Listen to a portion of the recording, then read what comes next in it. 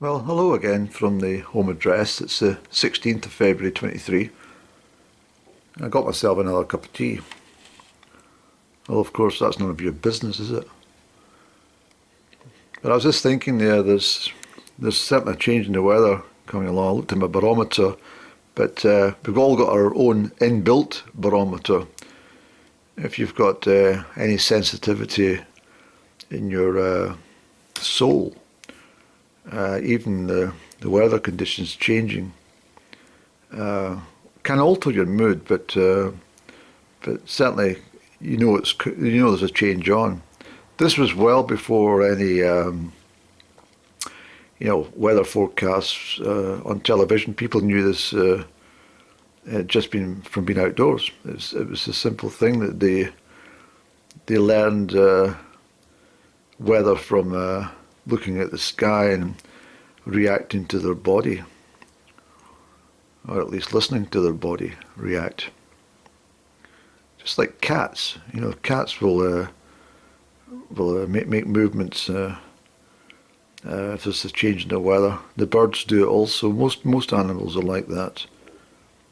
And cattle, generally, the rule is that they'll settle down in the fields if there's rain approaching. They'll sit down, you see. But that said, I remember as a youngster, I've always had a great fascination for all things weather and weather lore. Not one of these kind of boring individuals, the first thing they talk about is the weather. But although it's traditionally in Britain, that's generally how you break conversation. You chat about the weather. It's fairly automatic, isn't it? You don't do it so much when you're young, although I did. I was very fond of talking about weather when I was young.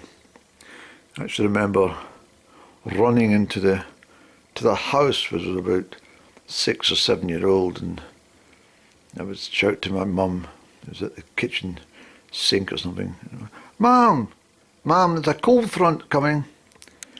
What? I said, there's a cold front coming. Oh, behave yourself, Andrew, stop your nonsense. And then I would go up to my room and I'd sit for a little while and I'd think, well, she doesn't know there's a cold front coming, but I do. And so I would put on my little boots or something, and I'd say, Mum, I'm going out for a walk before tea. We'll be back for tea time, and don't go too far, that kind of stuff.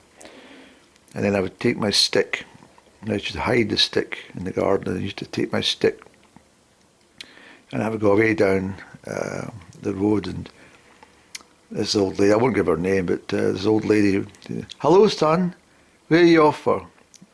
And I would tell her, I say, oh, Mrs. Such and Such. I would say, there's a cold front coming. And she goes, is there? I said, yes. And I was trying to start explaining, and she would just say, well, off you dosh. And I realised people didn't like talking about cold fronts, or warm fronts, or occluded fronts, or depressions, or anticyclones, or isobars, troughs. They just didn't like talking about it, but I did. I used to go away and wander up this track, and I used to. This is when I first met the fairies. I'm not really wanting to give the exact location, but it wasn't far from my family home, and I would go way up, and there was a little burn, a tiny little bridge. You couldn't call it a bridge. It was really just a like railway sleepers which had been placed across, and it was just a trickling water, and I used to sit with this water for ages. I really did.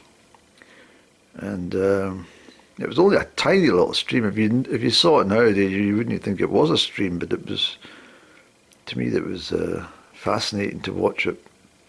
And then on wet days, I used to put my Wellingtons on. I used to get a row for it, actually, because I used to go away and he said, where are you going, Andrew? pissing the rain. I said, I'm going out to play. She says, you're not going out in the rain. I says, I love the rain, Mum. Well, come back for your tea. And off I would go, and I'd be away for ages. And I don't mind saying this. I was only a wee boy, but I would stand for ages in puddles. I'd literally stand in puddles for maybe an hour, just swishing the water back and forward across my Wellington boots. And I used to really love it. And the wetter I got, the happier I got. And there's just something about the rain. It was like, it was so magical. And you know, when you come home, your face was all rosy red. The rain done something great for your face, your complexion of your skin. But of course, if the wind was howling, it was a different matter. As I said before, actually I was saying it on the upload I did from the mountains on Saturday, but I actually muted all the dialogue because it was just so distorted by the microphone and the high slopes. So there was no dialogue for you to listen to on these uploads. But what I was saying is simply the wind is the one that does the most damage on us. Hold on, I got a cup of tea. This tea's made and it got cold. Slurp.